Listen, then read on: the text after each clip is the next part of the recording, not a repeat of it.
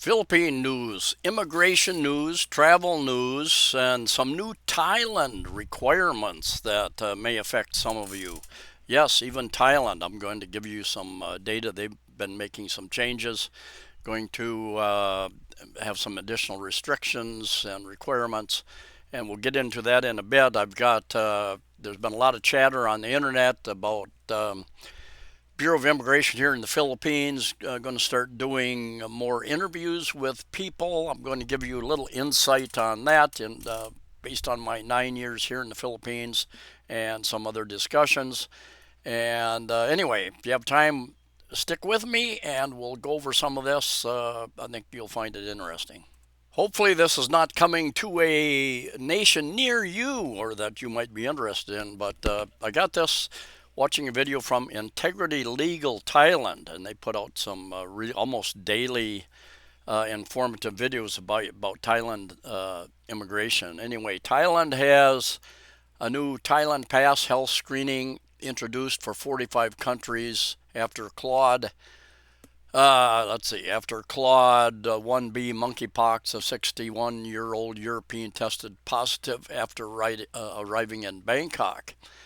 And this is from the Thailand Examiner. You can go to that site, that link, and check and see if your country is included in that list, where you would have to apparently go through an RT-PCR test. I'll put the link of Integrity Legal in the description of this video. Check his information out. A lot of good information almost on a daily basis. Hopefully, there's a lot of discussion about this and whether there's going to be another pandemic and travel restrictions, requirements, signing up and control of your life and your travel, all that sort of thing. There are those who want to decrease pollution and those types of things, who want to have carbon taxes on everything, control how much you travel. I mean, the discussion can go on and on and on, cover a lot of relevant topics as well, but we're going to keep this just kind of the Philippine and Thailand news here. There's also been talk in Thailand for quite a number of months now about taxing income that expats bring into the country. They bring into the country into bank accounts, and that gets a little more detailed than what I'm going to get into in this video. But if you're thinking about Thailand, it would be worth checking out that discussion and talking to probably an accountant that knows the details as well. So jumping over to the Philippines and immigration here, there's been a lot of chatter on the internet about them tightening up the tourist visa. Right now you're allowed 36 months on tourist visas. Of course, you get basically, most countries come in visa on arrival, and they'll stamp your passport. They don't have to. If they think there's something goofy about you, something suspicious about you, they have the right to reject you. But 99.9% of the time, I'm guessing, they're going to stamp your passport with 30-day free visa, and then you can renew that 1 month the first time, 2 months the second time, and they keep changing. Sometimes some places you can extend it for 6 months at a time, and it's something that's changed over the years, and you just will depend upon when you're here, which immigration office that you're going to. Some agencies may have a little more clout or influence, might be able to get you a 6-month extension. I've heard that. Not sure if it's true or not. Anyway, there's been a lot of discussion about they've been saying, well, we're going to do more interviews and find out if this person is really a tourist after a year here. And I'll tell you, I first came in 2015, August 2015, and I was here a little less than 6 months. Went back to the U.S. to visit, came back in, no issues. A year or two later, I think 2017, I went to Vietnam for a couple of weeks, and I came back, and the customs guy at the airport says, "Sir, you've already been here a long time." It's like, what? And I was afraid that they weren't going to allow me back in the Philippines. But he went away, talked to somebody, came back, big smile, stamped my passport, and I haven't had any issues since. I've used tourist visas as well as a work visa here.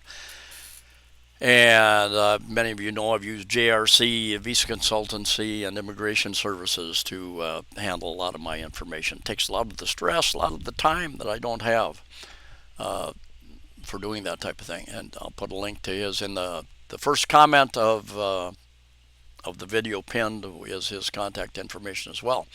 Anyway, when I first came here 2015, the immigration form you had to fill out and take it to immigration to get your extension was 2 pages long. And the second page basically was references, and they wanted references here in the Philippines, somebody that lived in the Philippines, and they asked a lot more questions than they do now, put it that way. So I think what's happening here is they're kind of reverting. They've had an issue with criminals and various types of people being able to get into the country, and many of those people have ended up working in the country on a tourist visa, for instance. And so they're kind of going back to doing their job the way they did when I came in 2015. They're trying to get additional information about you to make sure you're on the proper visa. Should you be on a work visa, a marriage visa, a retirement visa, more long-term retirement visa. I had a friend here, I don't know, 6 months ago or so. He bounces. He goes to from the U.S. He goes to Thailand, comes to the Philippines, goes to Thailand, and bounces back to the U.S. 2-3 months at a time, I think, something like that. So a couple times a year. And the last time he was here, he was going to go to Thailand for a couple months and then back to the U.S. And they pulled him aside at the Thailand immigration, and he had been going through the tourist visa system. And they said, "Sir, you're coming to Thailand too often as a tourist. You're going to have to apply for a longer term, more permanent visa." And so he did some research. I think probably got a hold of an agent, I believe, an agency that helps you do that, just like you can use them here. And he did that. He's applying for something, gives him multiple entries, and that type of thing. So anyway, I don't think most of you working on a tourist visa have issues here in the Philippines. Be honest with them why you're here. You've got a girlfriend, you want to tour the various areas of the Philippines, you spend your money here. There's also talk of coming up with additional categories of visas here, but we really won't know until it passes through Congress, signed by a president. And one of those would be medical, a medical visa, a student visa. They've got student visas now. It goes through a different system. Um, quite a number of different categories that they're talking about doing, but don't be confused about that. There's some people out there really talking about, well, it's going to be like this. They're making these changes. Well, we really don't know if they're making those changes until they actually make those changes, and then reality on the ground, depending upon what immigration office you go to, can be quite different. When I first came here and started doing videos in 2016, I went to immigration a few times. I put up a video. This is how immigration works, blah, blah, blah. And I put up all this information, and I got comments. Well, no, it doesn't. It doesn't work that way here in Manila. It doesn't work that way over here in Iloilo or on Samar Island. And so I found out that there's the main immigration office in Manila, which some things have to go through.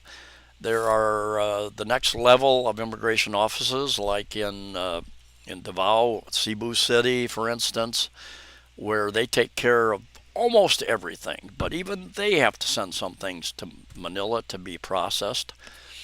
And then you've got smaller places like Dumaguete and smaller towns and cities that have many satellite immigration offices, that they can handle, the simple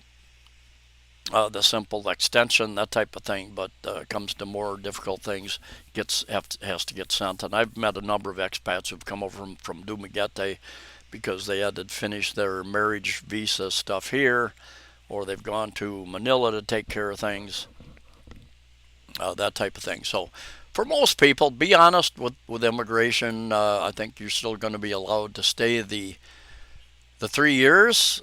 They just want to weed out the people who are coming over and trying to work, and they've had.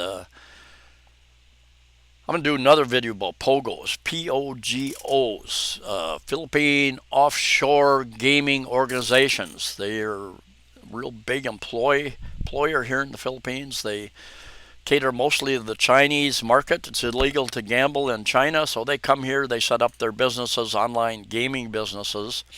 Therefore, POGO, the Philippine Offshore Gaming Organizations, I think, and get the Chinese online to spend a lot of money. And a lot of those places are not registered, are illegal. President Marcos, in his State of the Nation address, banned POGOs. So they were already cracking down on the illegal POGOs, but now even the legal POGOs, the ones that are registered with the government, have to be out, I think, by the end of this year. But there was a lot of problem with those. There was kidnapping. There was not just gambling, and they were giving out loans and kidnapping people who wouldn't pay their loans back.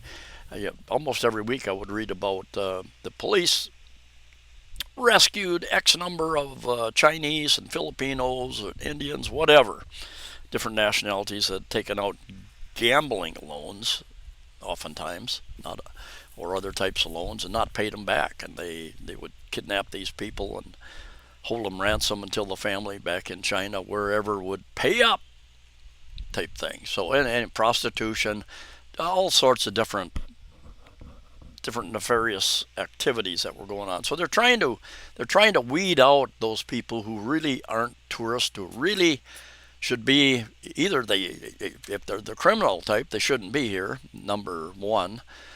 Number two, if they're working, they shouldn't be here on a tourist visa. They should get a proper work visa, or other types of visas. So in summing that up, I don't think it's a big issue. Like I said, when I came here 2015-16, the questionnaire had a lot more questions on it. And I was even not pulled aside, but I was asked, "Sir, you don't have any references listed here on the second page." And I said, "Well, I haven't been here very long. I don't know people." And he said, "Well, okay, we're going to pass you through." But anyway, the next time I made sure I asked the secretary at the condo I was staying in, can I use you as a reference? And she did, and I think we ended up putting somebody else's name there. A spot for 2 or 3 different people for references. So anyway, I hope I covered that and put some of your fears at rest about that. What comes out in official statements and government, what's reality out at the agencies and how things are done, can be quite a bit different. But if you're up and honest with everybody, you shouldn't have any problem. Anyway, we're sitting here looking at the immigration.gov.ph, Philippines, and it's an evolving agency with an evolving list of services. And like I said before, I use JRC Visa Consultancy and Immigration Services. They've got an office in Manila, as well as Cebu City across from Ayala Mall, and Dumaguete. So they have 3 offices, and it can make it a lot easier. They know the language, they know the people, they know the system. When you're filling out forms, they know what the agencies are accepting. If you've overstayed a visa, the forms that you need to fill out to pay your proper fines and take care of those types of issues. They know the types of answers that'll more likely than not be approved and allow you to stay here or get out of the country. whatever your desire is. There is some stuff you can handle online now, visas online, that type of thing. They've got forms you can fill out here. I keep hearing that there's quite a number of glitches with the online system. Sometimes it works, sometimes it doesn't. People log in and get partway through that system, and then their the system goes down, or they can't go back and start over. Different types of issues still. So it is an evolving system, and over time it will get better, I'm sure. But yeah, I'm normally one who just does everything myself, and it's a learning experience, and I did that. It was a little bit stressful each time I went to immigration to extend my visa. I saw just the few hours that I was there, I saw a couple people get declined. Don't know why. They were real upset. People wouldn't tell them why they were declined an extension on their visa, and to be able to hand it over to somebody like JRC. Of course, they charge for their services, but then I don't have to go there and sit and wonder. I hand it over to them. They call me when it's approved. They'll deliver my passport back, or I can go over to their office and pick it up. Easy as that. Now let's go down here a little further. Here's the e-services, visa approval verification, automated search. E-travel. If you're going to travel the Philippines, you're supposed to fill out this e-travel system. And very easy. Waiting for my computer to come up. And they've got an app on Android as well as the Apple Store now. Didn't know that, but my trips here to the Philippines, from the U.S. twice and from Vietnam, we had to fill out forms on the airplane. They would hand you a form for customs. Are you declaring anything? And you can take, for instance, up to 10,000 U.S. dollars into the Philippines without declaring it. You can take more than that in, but you have to declare it. If you can't prove that it's legally gained, is somebody just like in the U.S. It's some states. If you can't prove where you had the money that you're traveling with in your car, they may confiscate that money until you can prove it's legally gotten. Anyway, the e-travel system is free. There are sites online that might try to charge you to help you fill this out. Very easy to sign in, and I know a couple people who won't travel here because they think it's invasion of my privacy. But you filled this information out on the airplane. The customs. Are you declaring anything? Are you carrying any illegal drugs? Are you bottles of liquor that you're not allowed? Something like that. And then there was a medical declaration. Have you traveled to any places with yellow fever? Are you feeling ill? This type of thing. What was the other one? There was at least one more form we filled out. But anyway, it's all here now. It's all online. You can fill that out up to 72 hours before your flight. If you haven't, you show up on the flight here in the Philippines. They've got a couple computers, depends on where you're flying into, and they will assist you going over and filling it out once you get here. But don't be an ass about it. Don't be arrogant. There was a guy, I did a video some months ago, and I think he told them, he didn't do it, and they were trying to help him, and apparently he was a little arrogant, threw his passport at him, kinda, and when asked him for an address where he's staying, I don't have an address, and I don't have any contact information, and just so they, all right, you're not being cooperative and friendly. We don't want you here. They sent him back on the plane on his way back to his home country. Is a story that I've read. Now, before I end this, I want to give you a couple quick tips. I'm surprised everybody doesn't know this, with so many vloggers out there talking about it. But you want to come to the Philippines, probably any country, with clean, crisp relatively new money. $100 bills, $50 bills, the larger ones they like here. Now I understand Cambodia, they don't like the big bills. They want the ones, the fives, the tens, the 20s, and they use U.S. money in Cambodia as well as their Cambodian money. But here in the Philippines, you probably won't. You'll get the highest return exchange rate on the larger 50s and 100s.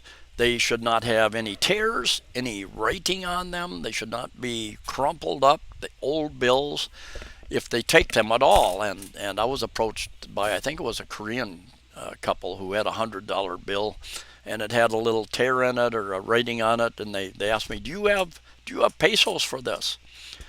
And I didn't, but then if I accept their $100 that the money exchanges don't want, then I've got that problem. So I said, no, just go around. You'll find somebody that'll give you a lower rate someplace. And you will. You can change your money, change at least 100 U.S. at the airport. There's a couple. There's one inside the airport, at least one at the inside the airports, one outside, depending on what airport you're at. Once you get away from the airport, you can find money changers. I haven't really used the street money changers. I have found they generally have quite a bit lower rate. There are ones in the malls, and they will vary as well. Here at, for instance, Ayala Mall, outside their grocery department, Metro department store, a lot of people go there. They've got a relatively high rate right outside, right next to Rustin's supermarket in Ayala Mall. They've got one of the better rates there. There are several others around the mall where you're a few pesos less. If it's convenient, you can use them, get your job done, be on your way. But you definitely want to get smaller bills. When I first flew in, the people gave me, I think 1,000 peso bills. No, not 4,000. They gave me 1,000 peso bills and then some change, 45.5 to the U.S. dollar, something like that. And I gave them 1,000 back. I said, can I get smaller bills? Because the taxi driver, the different people you're going to deal with initially are going to tell you, we don't have change, sir. And if that happens to you, I suggest you tell the taxi driver, well, you need to find change, friend, because I'm not going to give you a $500, $600, $700 peso tip. But it's easier just up front to foresee your problem and take care of that problem ahead of time. I also recommend it. Have at least 3 ways to access money, because I know guys have come over here and they wait till the last minute when they've out of cash and they've gone to an ATM machine, and even though they have told their bank, and you need to do this, tell your bank, your credit cards, that you're going to be traveling overseas, where and how long, they will, many times, they will wait until you actually travel out of the country and try to use your thing, and it'll be denied. You'll have to call them and try to straighten it out. It could take a couple days before you have access to your money. So try that when you get to the Philippines or other country. Use your ATM card, your credit card. Make sure it's working out of your country. And I'm going to leave a link in the pinned description also. I use a company called Capital One. I've got 2 cards. I've got a Visa and a MasterCard. And before I traveled overseas, I searched for different cards that did not have international fees. If you use most credit cards, if you use your card overseas, they charge you a special fee, 2-3%, or even more than that sometimes, just for that, up and above your interest charges. Capital One has a well, they don't do that. They don't charge extra for foreign transactions, and I haven't had any issues here at all with them. I'll put a link, and it doesn't cost you anything. It's a link to Capital One for their promo. I think I get some kind of credit on my account if 5 people sign up through my link, something like that. Some people use Chase, I think Chase, and who's the other, Schwab, Charles Schwab, and I've got friends who have given up their U.S. address, and Schwab has come to them and said, "We're going to cancel your card if you don't have a U.S. address, USA address," and because it's focused in the USA, I understand. Is it good in Canada as well? Not positive. But it's something to keep in mind. If you're going to give up your U.S. address, that will affect your financial dealings with a number of different companies, probably credit card companies, banks. I've got a friend now who has a regional bank who's making it difficult for him to access his funds, and this has been something that I've been trying to help him with for many, many, many months. And we'll just see how it all goes. Sometimes it's better to deal with the bigger banks, or at least to have 2 different banks, so if one becomes an issue, you can go back to your other option. There are also money transfer services, just a bunch of them. Wise, used to be TransferWise, Remitly, World Remit. There's dozens of them, and they can work. They worked for me for a while, and then one day, I think it was Remitly, their system kicked me out, said, no, we think it's fraudulent transaction. I used World Remit once. They said, yeah, your $1,000 is on its way. And I was walking out the door to get it, and they sent me a message saying, we canceled your account. We think it's fraudulent. I called customer service. They said, we can't tell you, sir, but their systems are set up. If they think they're fraudulent, they'll just shut you off. So you need 2, 3, 4 ways to access your money. And don't wait until the last minute to get it as well. Other than that, this has been a long 4-day weekend for many people in the Philippines. We had a big festival here in the Philippines on Sunday. What was it called? The Pasagarbo, I think, a festival of festivals. 51 different towns and cities with their parades and floats and their entertainment coming down and competing for prizes. And I've got a little video on my 360 camera I'll put up in a day or two. Very interesting. Today, being Monday, is National Heroes Day, and I think Friday was, I think officially it was Wednesday, but they changed it to Friday, was a national holiday. Ninoy Aquino Day, and I remember when I was, gosh, how old was I? Back in high school, when he was assassinated. He returned from, was he in the U.S.? Anyway, he returned to the Philippines. And they shot him as he got off the airplane, I think, and I don't think they ever found out who actually did it. Definitely was some conspiracy to get rid of him. And anyway, that's the Ninoy Aquino Day. Interesting history. So a lot of Filipinos traveled back to their home provinces over this long weekend. So if you were going to travel by plane or ferry or bus, those places I'm sure were very, very, very packed. Anyway, I've got quite a number. If anybody is still with me out there at 26 minutes, I've got quite a number of. I've been doing more real estate videos. I've got some announcements to make about this channel very near future. And anyway, I'll end it here. Thanks for coming along. Safe travels, and I'll see you next time.